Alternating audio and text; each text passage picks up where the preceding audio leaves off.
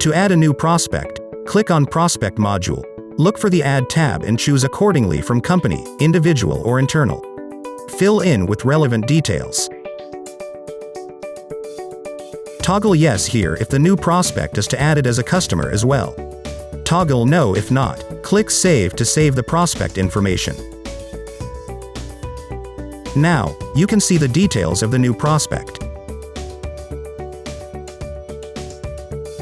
You can find the newly added prospect under List Prospects tab from the sidebar menu.